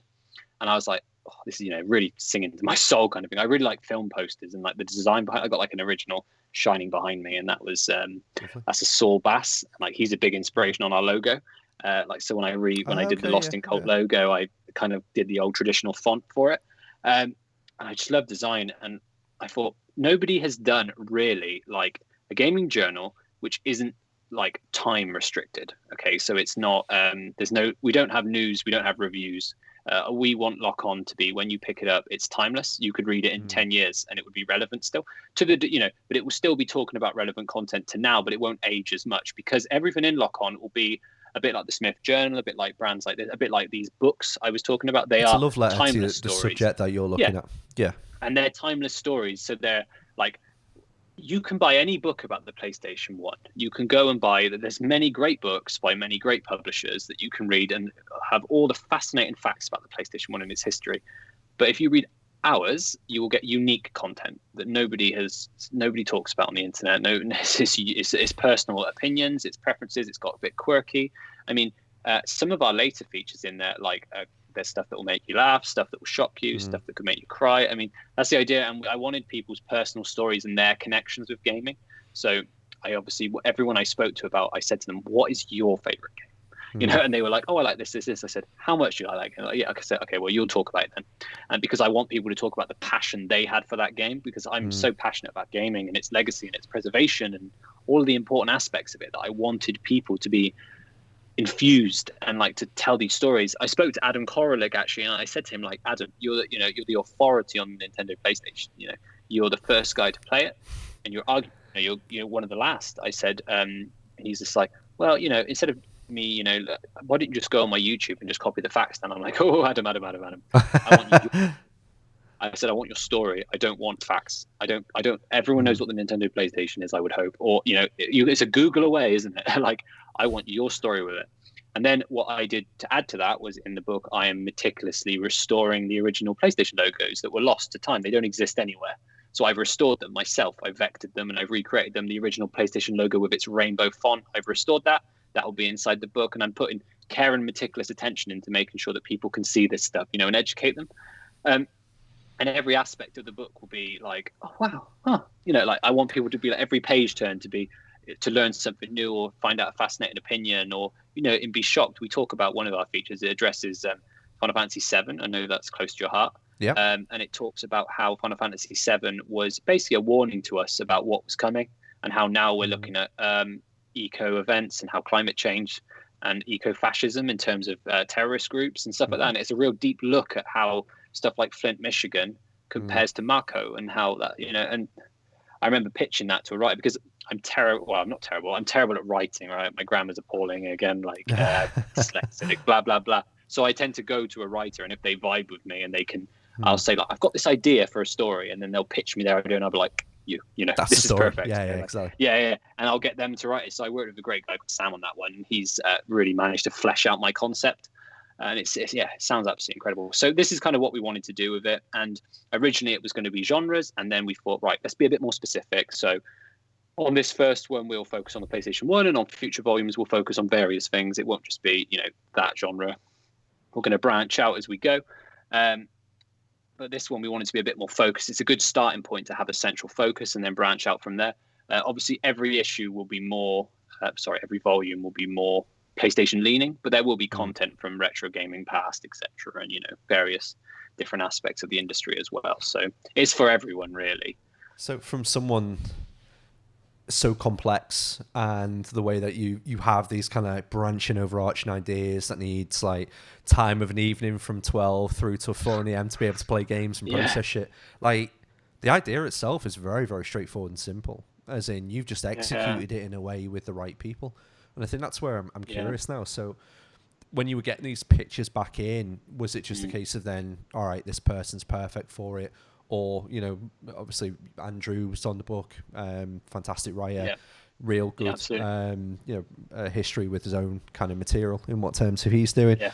Laurie is possibly one of the, it annoys me immensely how he can get all of that meticulous idea into a tweet. How the hell he does it still, that resonates with people. Ethan, adore the work that he does over on Twitch Player, and the guy himself's absolutely love it. All these different characters, like, how are you managing that in terms of the deadlines and all the people that produce and stuff? So that must have been infuriating. Yeah, we got to a point, and I've been really lucky because of dealing with the Nintendo stuff, that I've kind of got an idea of how to turn around a magazine very quickly. We turn around Switch Player every 28 days. Yeah. And we start it at the start of the 28 days. We're not 2 issues ahead. It's done that month. And we've got such a good planning system. So I kind of learned from that. I'm also really good in I work really well in high pressure. Yeah. My mind, it has to be constantly fed. So when I'm really busy and, engaged, it kind of helps me deeply. So to be really busy all the time has been helpful. But I knew I could not start this project alone because I would not let myself. And I feel that was the final piece, was letting go of control, because I'm a I'm not a delegator, and I'm to a fault. And that project would have sunk with me if I hadn't have reached out to Jason. And I met Jason on Twitter, and I said and we started talking about games and stuff. And I said to him, I know you're a graphic designer, mate. I said, so am I. I said, but how would you feel about working on this project with me? And he was just like, yeah, sure. And and we spoke about it, and we've been talking about it for nearly a year before it got incepted. And then one day I said, right, let's do it. Let's just do it. All right, let's go all out. Let's do this. And then I said, we need more people. So we brought Sean in and Ben. And Sean had helped me with locking all the content and get all the deadlines sorted and stuff. And Ben's been helpful with the marketing, etc. And that was kind of the team. We only wanted it small, and then everything else we would kind of freelance, because that way every issue we can keep it fresh. Art-wise, I'm obsessed with art, so I luckily had already some artists in mind for each project, and some of them I went to and they were like, yeah, absolutely. Some said no, but I'm hoping in the future I can go back to them and be like, look, we've done it now. Done it now. Yeah. We're not just a dream on a bit of paper. You can put your name to us. And the artists have been incredibly helpful as well. Pushing us. And I went on Instagram and they had us as their bio, and they were putting us on their story every day. I didn't even ask them to do that, which has been, because the biggest difficulty right now, as you probably know, is growing your audience. Just a bit, yeah. And when we launched Lost in Cult and the book, that was the first day we launched the Twitter account and the project. Nobody knew we existed. We relied solely on exposure on those first couple of days and people to find out what we were, who we were. And I'm not fooling myself to know that your first project is nowhere near as big as, say, your fifth. You grow over time.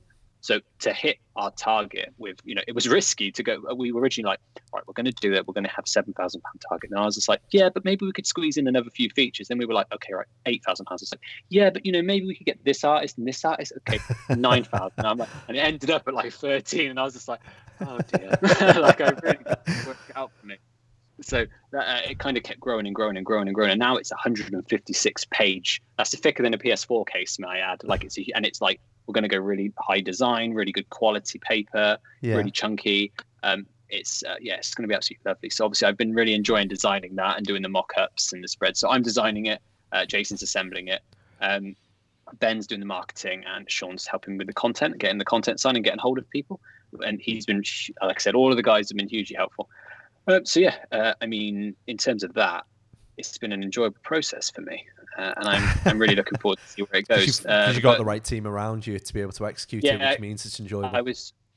There are things I would do differently. So I didn't appreciate the task that was marketing. Like I kind of thought, well, we'll just come out. And people warned me. They really did warn me. They were like, this is your first project. Nobody knows who you are. This will not be easy. And I'm like, but I should have really appreciated that. And I kind of, thankfully, obviously we've had a lot of help for people like retweeting, etc. The biggest issue really is what we found was every time somebody tweets about us, we get loads of backers. But it's the time in between. Nobody knows we exist. Yeah. And that, every time somebody tweets about us, suddenly everyone discovers who we are and we get all this support and it goes up and up and up. And then there's these lulls where, we're not talking about ourselves and it'll just drop off a cliff. And that's because my friend was looking into me and he deals with like SEO, etc. And he deals with like social media. And he looked at my account and he said, your algorithm is designed because you grew so quickly. They locked on for ad revenue, basically. And he said you achieved 500,000 in the first couple of days impressions, so now you're only getting 2,000. He said so that is deliberately designed to make you pay up. He said it's £500 to reach that anywhere near that many people per post, per tweet. So every tweet we were making, instead of reaching 50 people, it was reaching 4. And if it got retweeted, instead of reaching 50 people of their friends list, it was only reaching 2. And we were getting really stunted. So luckily, everyone kept pushing us. So that I'm going to have to reconsider that next time. I'm going to have to get a marketing agency probably to help me with tailoring the ads, etc. Because I spent some money on ads and then I looked at the results and it was going out to like 60-year-old mothers and stuff. And I'm thinking it's a dark art. Yeah. I just don't know what I'm doing here. I mean, I've tried PPC myself quite a few times when in my job professionally. So it's been quite tough to try and get the right demographic through that. And you can be super specific. Yeah, you can be super. Yeah. It's the footprint you work within, and then obviously you've got a certain conversion metric within that. But whatever keywords you're using, what age demographic, that might not mean anything based on the metadata that individual holds and the websites they visit. It's so difficult to try and get that. So I can see why that'd be a pain. I've been quite meticulous of tracking the data as well, and what I've realised. So apart from I need to add marketing definitely, and also like we were really lucky that the Kickstarter liked our project, so very quickly we became a project we loved, which helped us greatly because then we wasn't it literally a sort of little icon flash up? Yeah. And I feel like that was because like of how thought out we had made the main page. Like we went into every bit of detail possible. We had like really meticulously thought out the design and everything. So obviously they liked that. So that got us front page exposure. That really helped as well. So, but now we're in their good graces, provided we keep up the great content. We should always be in that stead. So that allowed us to be seen more organically, which was helpful. Again, though, there are things that I'll try differently. I mean, we tried like a newsletter drop, didn't work. So we just need to. That'll be the next step. So I was going to say, when you say it didn't work, is that just based on the click-through percentages of like the yeah, correct. Yeah, okay. Exactly. So we also contacted like lots of big sites, and obviously they're completely disinterested. So that was, a bit of a kick in it. I mean, you kind of learn that, don't you? That, like, they're not interested in you; they're interested in themselves. And I was told that a lot of them will see you as a competitor because of what you're doing. Because he said, like, I'm not going to say names, but he was a big person on one of these press sites, on one of these gaming sites, and he said they see you as competition, not because of what you are making, not because of the numbers you're doing, but because you are print media, and they want to push digital media, not because of their individual, but because of who owns them. And the people that own them have sponsors that are they're basically telling them, you will not publish anything on print media, you will not publish anything on physical media, they're literally told you cannot talk about this stuff because our sponsors are telling us you're not allowed to. And that is why they add very specific things. They never mention like a special edition, they'll only mean a digital edition. And this is because they're literally told they have no choice to. And there's no, they're literally, that's how they're spoon fed to them in that way. So obviously that we kind of ran into that as well. I would like to think that in the future, some of these sites that kind of, because what we're doing is a community journal. It's not like it's not like we've just one of us has written it and we're trying to hoping for a handout. It was everyone here loves games, and it's like it's a letter to preservation, the art of games. It's not like a throwaway consumable. So the hope was that somebody eventually will see that and they will talk about it. I mean, we had a really Lara's been super helpful. And obviously comic book resources. They spoke about us, and there's been a few Yeah, I other saw that. websites. Yeah. Yeah, they're hugely helpful to us. And I'm not going to dismiss that, obviously, but there, in terms of like most gaming websites, we didn't even get an email back or reply. We're hoping that as we grow, people will take us more seriously, because then we were an idea.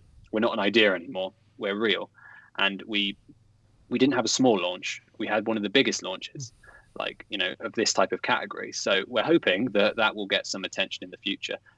Obviously, it's community driven, so I mean, you know, if we have to pay for them to talk about us, then so be it. We just want to reach more eyes so more people know we exist, because the more people that know we exist, the more chance there are of backers and sales. And that means I can go to more people in the community and get them to write for us. And that's all this comes down to. For me, I said to someone, it sounds ridiculous, but to me, this is like a hobby. Like, I want people to talk about this stuff, and I want it to be, I see this as a hobby. It's ridiculous. It's so much work for a hobby, but I love this industry so much. And I love, well, sorry, I rephrase that. I love games so much, and I love the community around games. I love all these people I've met on Twitter. I love all these fantastic writers. And we were getting people coming to us with pitches, and they were saying, right, no website would take this pitch on.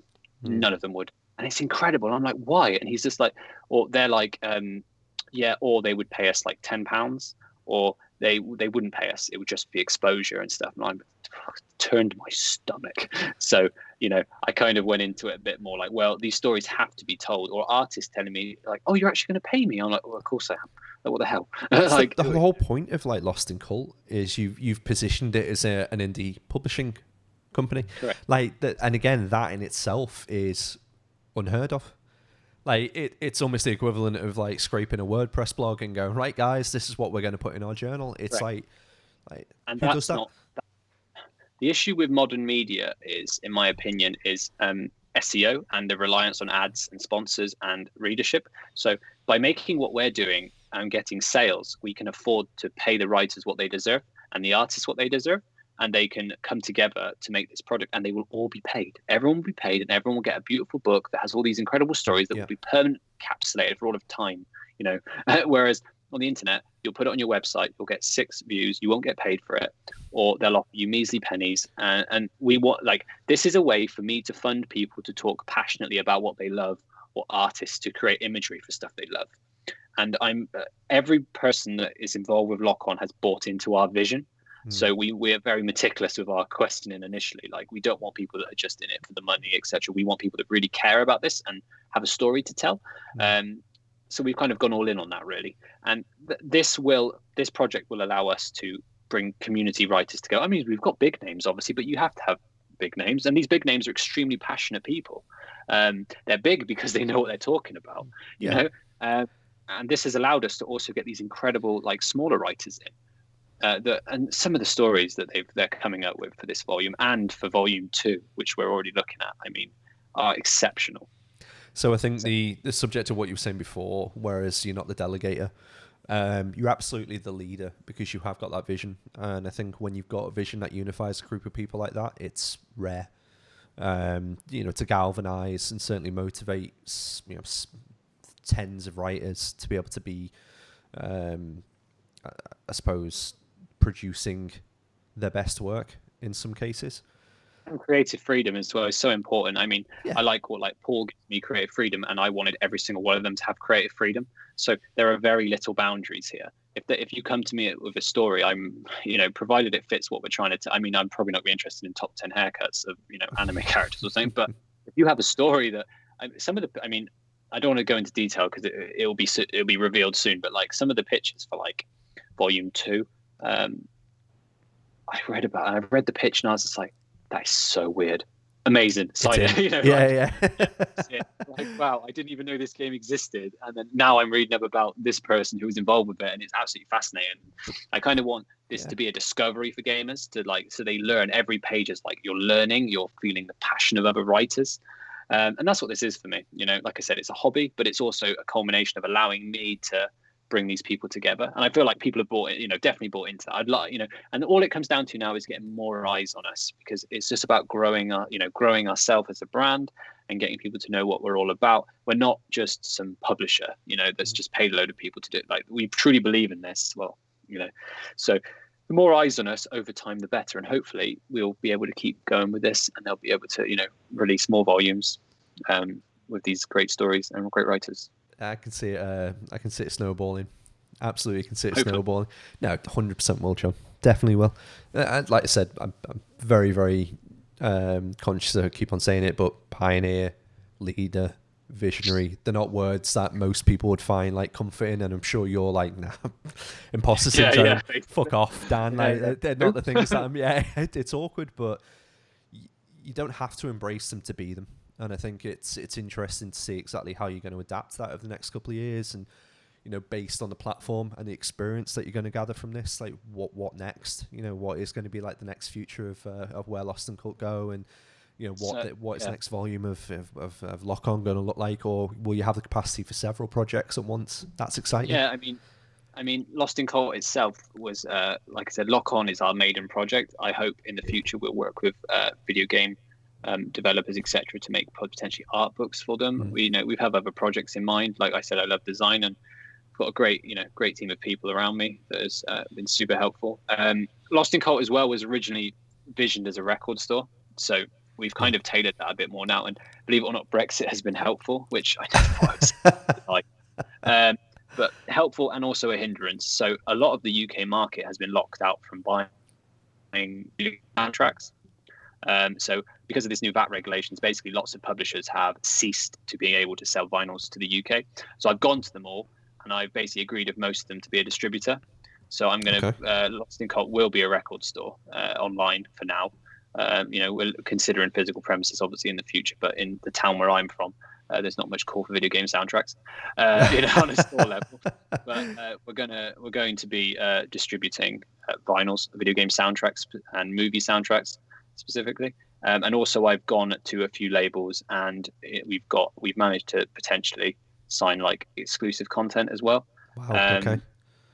And the longer of that is, I've spoken to potentially creating our own vinyls, and a few ideas to that. Video game soundtracks nobody has touched. We want to preserve them, get that music on wax. So it's that's okay. So print media.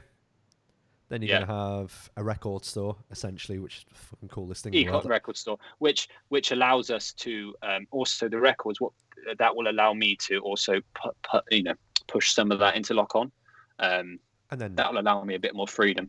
Yeah, and then triple threat is the fact that you'll create your own media, our own products. Yeah, and all of that ties into preservation. It kind of the same ethos behind all of it. Accessibility and preservation. I mean, I don't know where it will go beyond that, but that is our initial 3-year plan for this. So Lock On Journal shows our passion. The vinyls will, to create accessibility to people to be able to get hold of this stuff, and then the actual trying to get some of our nothing that anyone else has done. We're going after unique stuff that nobody's touched, and we're unsure why. So we want to be able to at least get licensing and do limited prints, just so there is a preservable copy of some of these soundtracks. And we've already started investigating into that. Speaking to developers and licensors, etc. Just no one iota of arrogance out of you, John. And it's one thing I've always loved when we've spoken, but I know we're probably coming to the end of like the natural episode anyway. But when we first started speaking, you did a shitload of art for free for us, just because we were kind of starting off, and I think you liked us, and I think you were like probably help these guys out a little bit when they were Switch Island, and you create the art that I've literally still got hanging in front of me and printed out because it's fucking awesome. And then on top of that, you create a load of stuff for charity that we did. It didn't flog particularly well, but the right message and the meaning behind it was great. And again, you've always been that person that we've kind of we turned to in the past to go, yeah, your art, would you ever help? But always been super conscious that it needs to be paid for, and that there's teams of people, that create this art, whether it's games, whether it's media, music, whatever it might be. And I think it's the antithesis of that within Lock On and Lost in Cult as the group that will hopefully facilitate that kind of media, that ethos in the future. It's astounding. I mean, even with the records, we were looking at like, how can we ensure that the artist gets the highest share? Like how can we ensure that they get what they deserve? Because of my unwavering brain, I've looked into Spotify. I know artists. I know how poorly they're paid. I kind of want people to be able to make a living off their art. Really, yeah. I would love to be able to I would love to be able to. I feel like this stuff's really important. And if I have to take this stuff on my shoulders, then so be it. As long as the world gets all this, beautiful artwork and writing and music, etc., then that's what matters. Yeah, and that's it. And you move away from labels like we've been going through on the podcast, but you move towards the message, which is immensely important. And I think trying to get as many people on board with that. To be brutally honest, I've never been entrenched, like I said before, in terms of my own opinion of whether or not media should be preserved in a certain way. But I think from the conversation that we've had, I get your position. I get exactly why it is about flexibility and the convenience of being able to purchase the thing in the type of style that you want to be able to. Yeah. In terms of something staying within circulation, why wouldn't I disagree with that? Sounds like Room 101, this, doesn't it? Yeah, but it's like if you reference it to things people love, like artwork, music, books, films, and I told you, what's your favorite film? And then you tell me it, and I'm like, right, you can never watch it again. You're like, why? Like, you suddenly don't understand, or like, well, because it was online only. But why? And then you have to explain to people. And once you explain to people, they're like, okay, yeah, I get it now. But you just have to break it down because so many people have always seen video games. Oh, that's just Mario, isn't it? Or like, oh, that's just Candy Crush, isn't it?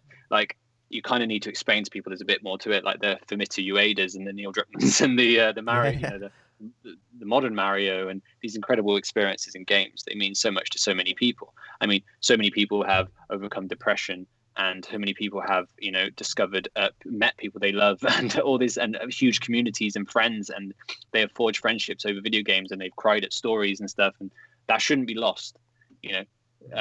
Crying at stuff that happens in Final Fantasy VII was extremely important to me. Final Fantasy VII taught me empathy. Resident Evil taught me fear. Like, those are experiences that I will always remember, and I hope that that's why I want this content to be always accessible. Wow. On that note. Yeah, that's fucking... I'm not saying anything more poignant than that, but love you to bits, mate. Like, genuinely, always love speaking to you. Pleasure. Thank you for having me. It's insane to see where you've got to over a very short amount of time, and it's wonderful seeing you healthy and happy and motivated and enthused and just all the things that we kind of come to know you. You are an enigma. I would just embrace it now and move forward as quickly as you can. Going to be a meme, aren't you? At this stage, you might as well go with it. Yeah, Every time someone says anything about digital games, they're always like side-eyeing, like tag me. I'm like, come on, guys. Come on now. Yeah, give it a rest. Jesus Christ. But whatever happens in the community, like, I think my respect goes to you because you do embrace that idea of community, and you are trying to keep things preserved in the right way. There's no nefarious kind of you're not being insidious in the way that you're trying to do these. It's not for personal gain. Absolutely isn't. When you're talking about profit share from an artist perspective, it isn't, because it currently is pittance for most people, and especially over COVID, people have been hit hard. So that's why this is more important than ever. I mean, the lack of work, people have been starved at work because of COVID. I mean, I've been furloughed for the last year. I mean, this is just how it is now. So if anyone, if this is a way that we can fund people to work and without having to set up a website and, charge people to come onto it, like, we're not Bloomberg, we don't have that ability. And people, you won't reach the right people. So this is the best way I believe this is the best way.